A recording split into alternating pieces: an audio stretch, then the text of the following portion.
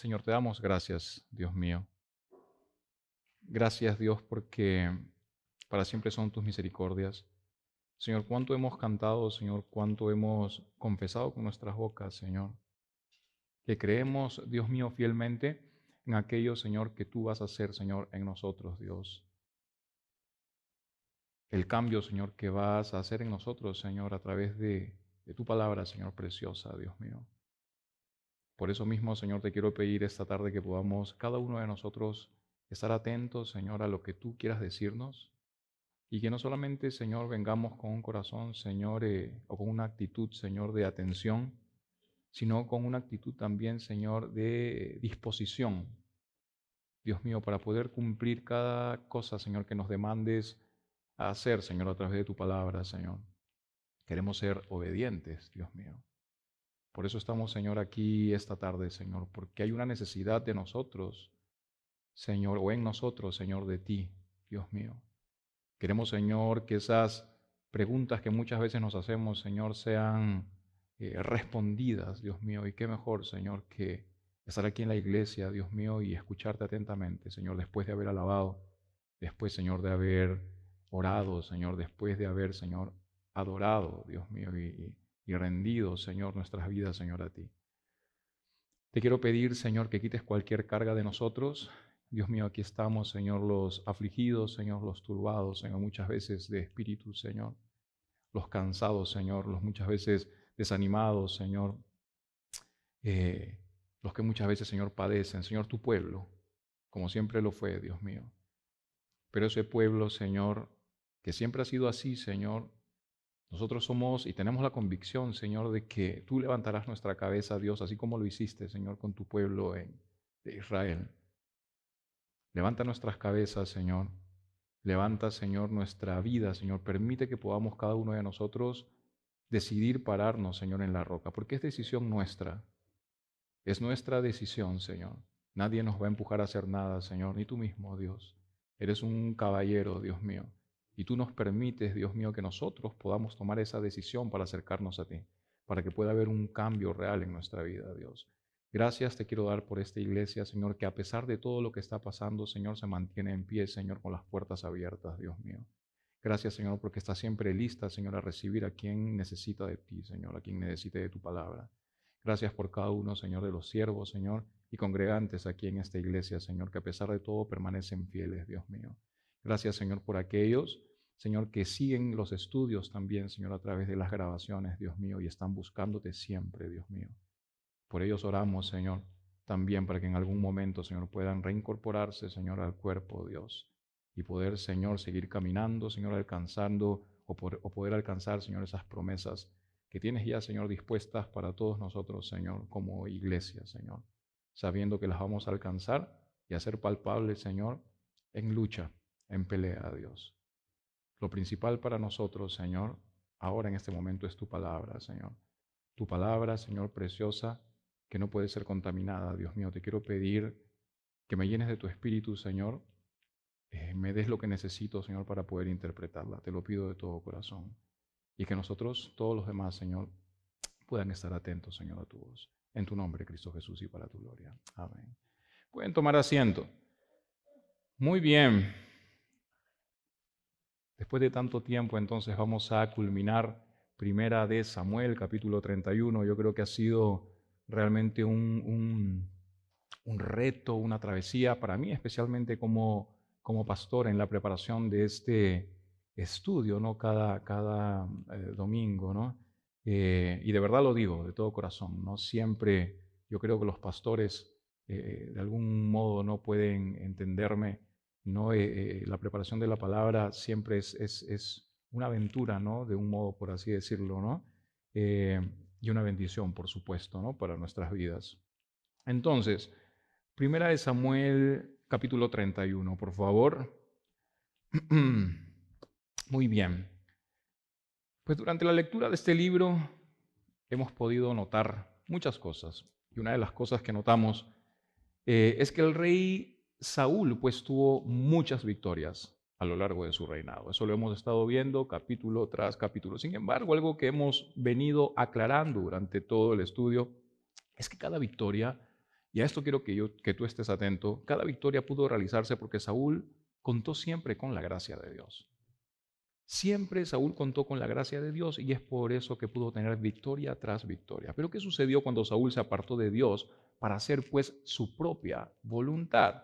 Pues la gracia divina también se apartó de él. Así fue. En otras palabras, Saúl perdió el favor de Dios. Saúl perdió el favor divino. Y hemos visto en capítulos anteriores que a pesar que el Señor le dio a Saúl pues muchas oportunidades para arrepentirse, él no lo hizo. Lo hemos visto y ha estado marcado muy claro, ¿verdad?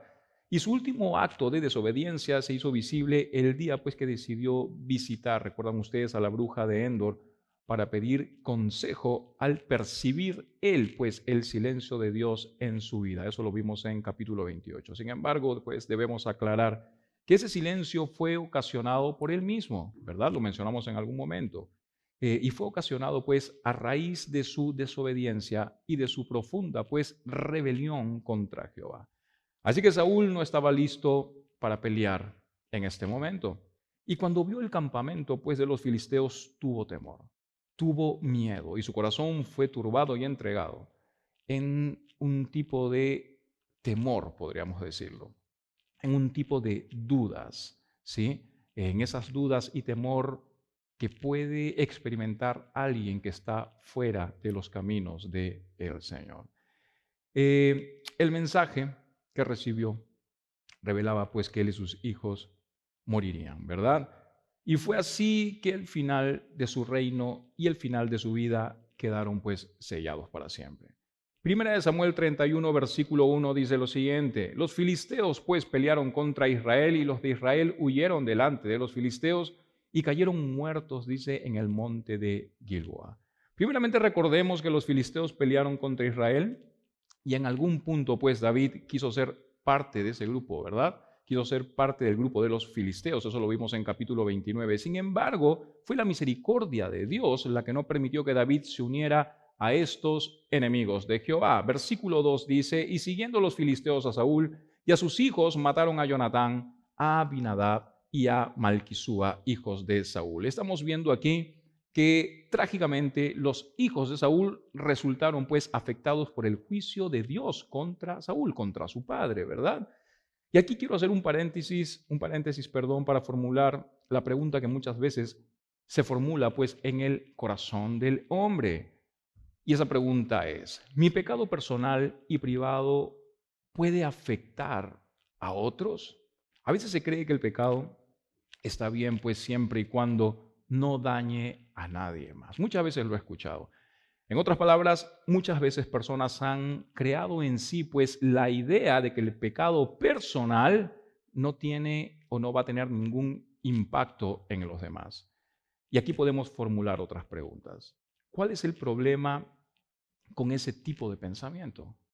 ¿Cuál es el problema con ese tipo de pensamiento? ¿Cómo sabemos que nuestros pecados no lastiman o no lastimarán a alguien más? Y es aquí que tenemos que entender que la excusa, pues, de que yo soy el único afectado es nada más, pues, un intento de justificar las prácticas privadas que causan daños inconmensurables a otras personas. En otras palabras, y para entenderlo mejor, tenemos que entender que el pecado nunca es un acto estrictamente personal. No hay pecados personales en un sentido, por así decirlo. Siempre tu pecado va a tener un impacto en la vida de los demás. Siempre tu pecado va a tener un impacto en la vida de otros. Ahora, aunque a veces se tenga pues de pronto la impresión de que el pecado privado no tiene ningún efecto en los demás, tenemos que considerar que solo es cuestión de tiempo que el impacto tome cabida. Así es siempre. La Escritura advierte lo siguiente en Números 32, versículos 23. Y pueden estar seguros, dice, de que no escaparán de su pecado. Es lo que dice la palabra del Señor. Por lo tanto, entendamos que el pecado privado, entre comillas, se hará público en algún momento. Se va a hacer público en algún momento. Entendamos que la transgresión no puede cubrirse para siempre. Es algo que debemos saber nosotros como creyentes. Además, otra implicación del pecado privado es la de producir culpa también. Produce culpa y la culpa a su vez cambia las acciones privadas en públicas.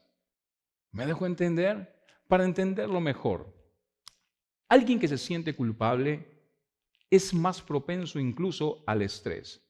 Alguien que se siente culpable es más propenso incluso a la irritabilidad, incluso a la sospecha también. Entonces, las condiciones no saludables, como por ejemplo el insomnio, como por ejemplo la depresión, pueden manifestarse por sí mismas comenzando una reacción en cadena de efectos que de todas maneras van a dañar a la gente que te rodea. ¿Me dejo entender? El pecado de una persona entonces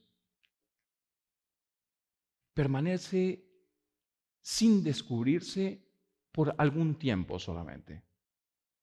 Sin embargo, su impacto en otras áreas de la vida siempre van a tener un, vamos a decir, un golpe negativo, ¿sí?, en los demás.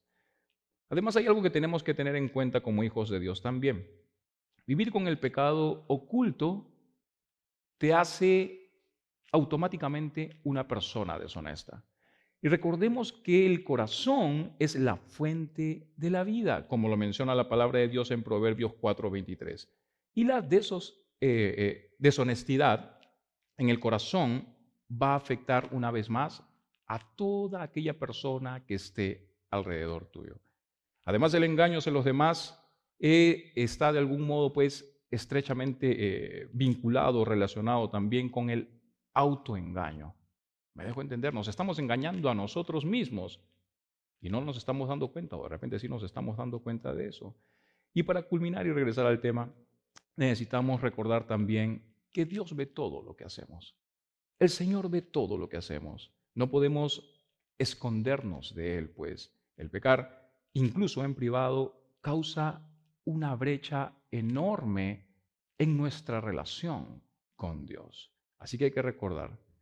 Y podemos poner, por ejemplo, también algo bíblico aquí, ¿no? Algo registrado en la Biblia. Por ejemplo, después de que Adán y Eva comieron del fruto prohibido, se escondieron de Dios. Ustedes recuerdan eso, ¿verdad? Eso está en Génesis 3.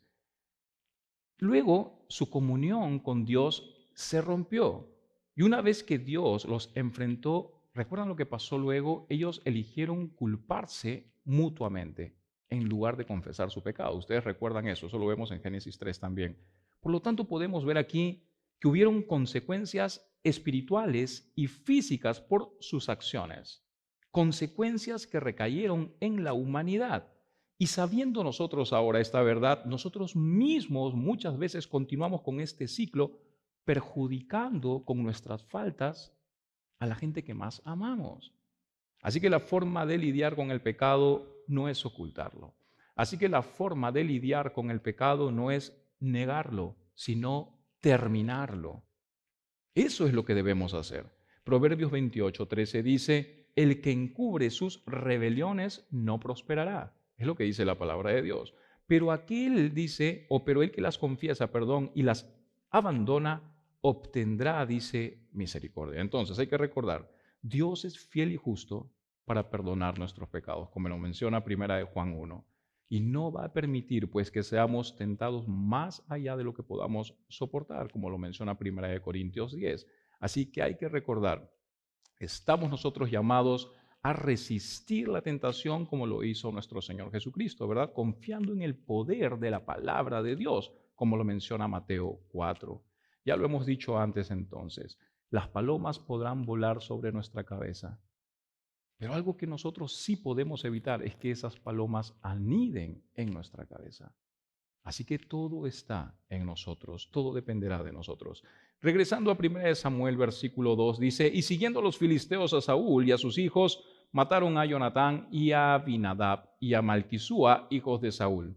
Como lo mencionamos anteriormente, entonces los hijos de Saúl resultaron afectados por el juicio de Dios contra Saúl, contra su padre. Y vemos aquí que el valiente y valioso, pues Jonatán murió peleando y murió peleando fielmente por su Dios. murió peleando fielmente por su país, murió peleando fielmente por su padre, el rey, ¿verdad? Hasta el final, como lo estamos leyendo aquí. Sin embargo, la muerte de los hijos de Saúl fue trágica. Pero recordemos que tenemos un Dios soberano. Tenemos un Dios soberano que muchas veces pues transforma lo malo en bueno incluso, ¿verdad? Por lo tanto, podríamos decir que aún este hecho aquí, el hecho que estamos leyendo aquí, cumplió un propósito, ¿sí? Cumplió el propósito de abrir el camino para David. ¿Me dejo entender? Básicamente el camino de David ahora estaba despejado para convertirse en el próximo rey de Israel, porque había muerto el rey y sus herederos, ¿verdad? Entonces, había un propósito en todo esto. Sin embargo, más adelante vamos a ver que David tuvo que lidiar con Isboset, el único hijo sobreviviente de Saúl, antes de tomar pues el indiscutido trono de Israel, y eso está en 2 de Samuel. Versículos 3 al 6 dice: y arreció la batalla contra Saúl, y le alcanzaron los flecheros, y tuvo gran temor de ellos. Entonces dijo Saúl a su escudero: saca tu espada y traspásame con ella, para que no vengan estos incircuncisos y me traspasen y me escarnezcan. Mas su escudero no quería, dice, porque tenía gran temor. Entonces tomó Saúl su propia espada y se echó sobre ella. Y viendo su escudero a Saúl muerto, él también se echó, dice, sobre su espada y murió con él. Así murió Saúl en aquel día juntamente con sus 3 hijos y su escudero y todos sus varones. Saúl supo entonces que la batalla estaba totalmente perdida.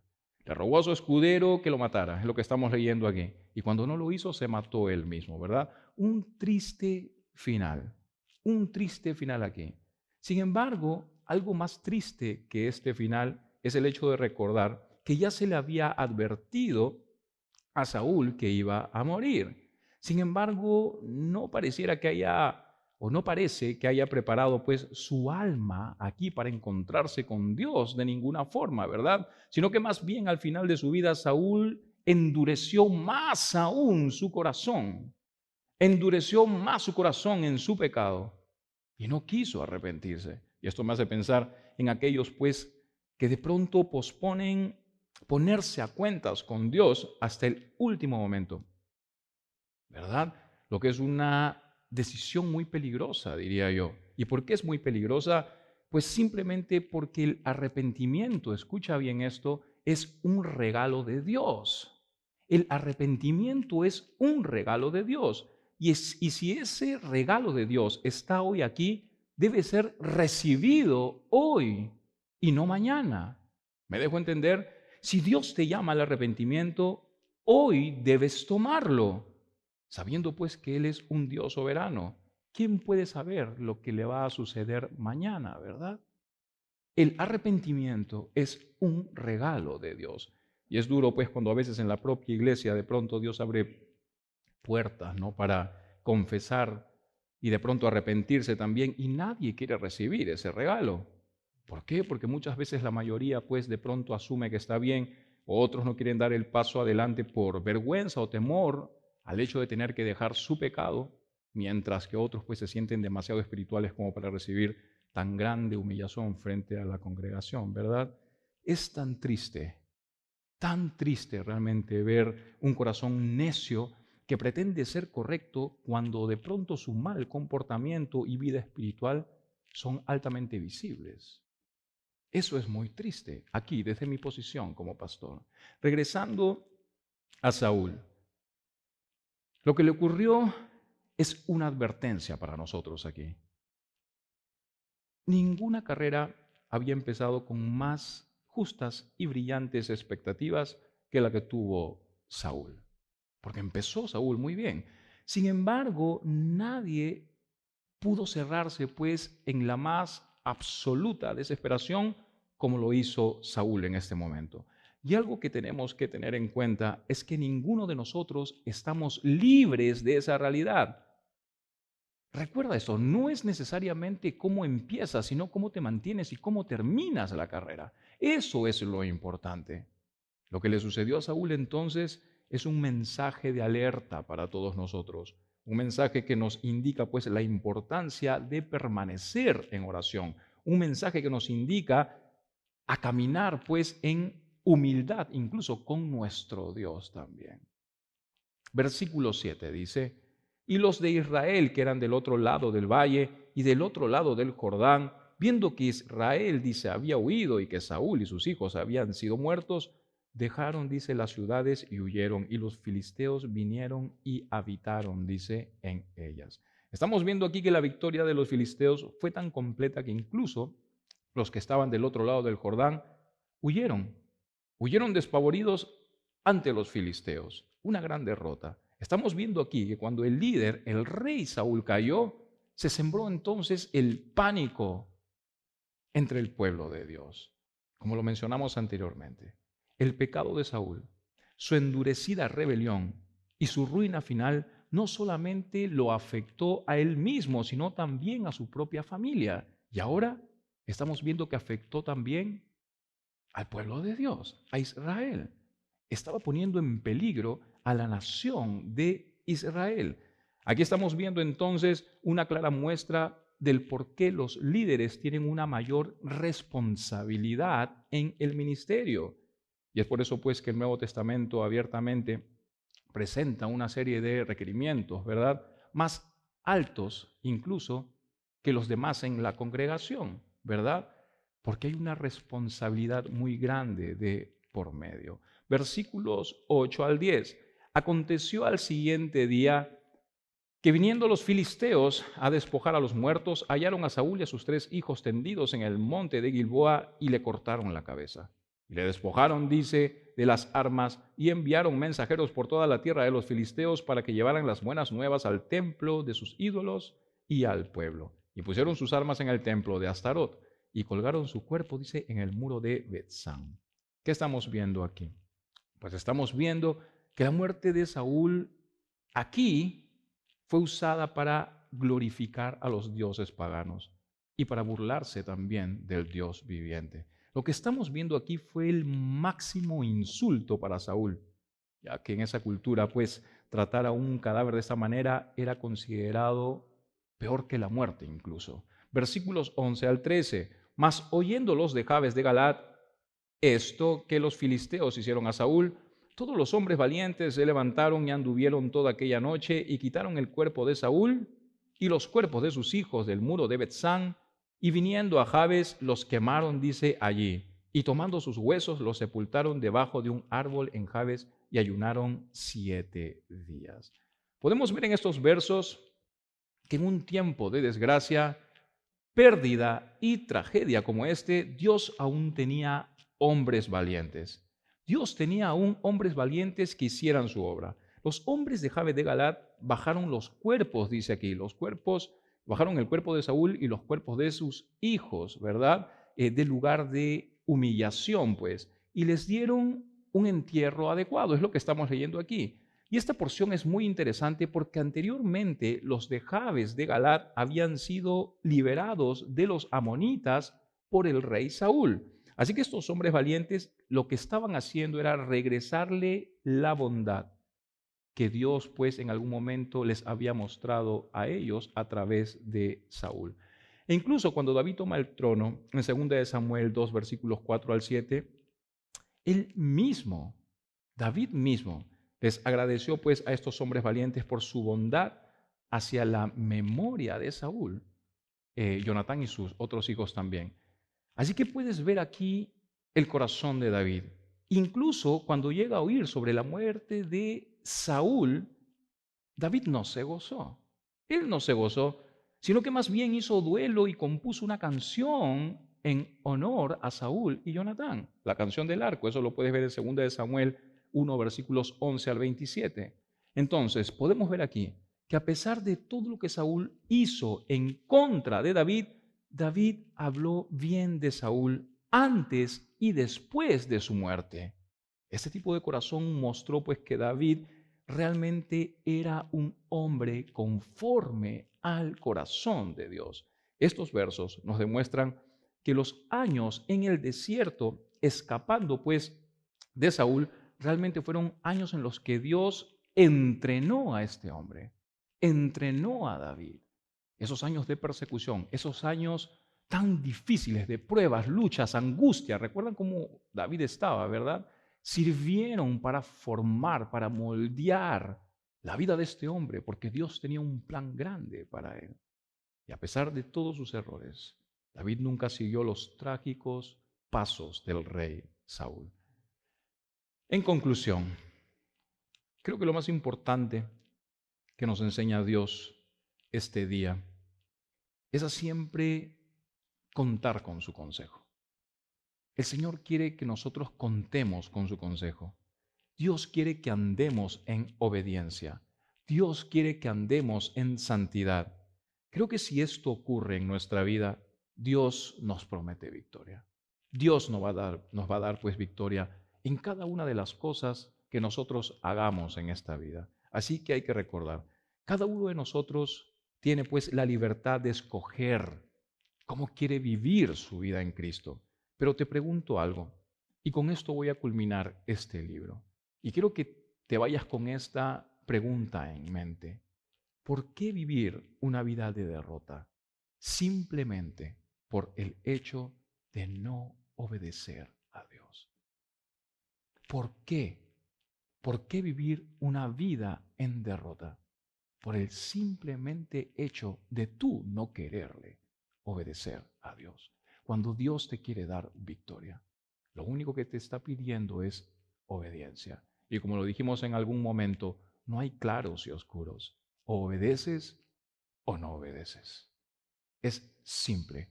O obedeces o no obedeces. Dios nos ha dado pues una gran enseñanza a través de la vida de estos hombres, incluso de la de Jonatán, su fidelidad, ¿verdad? Eh, este es el comienzo de algo aún mucho más grande. Vamos a decir que esta es la preparación del camino para lo que Dios tenía para con su pueblo, para lo que Dios tenía para con David también. Así que preparemos nuestros corazones para ver qué es lo que quiere decirnos el Señor en el siguiente libro de Segunda de Samuel.